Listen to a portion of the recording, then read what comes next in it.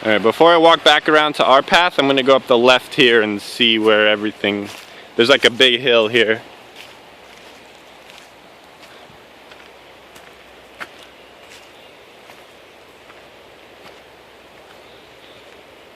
So the trail, that nature trail that we walked down, is underwater.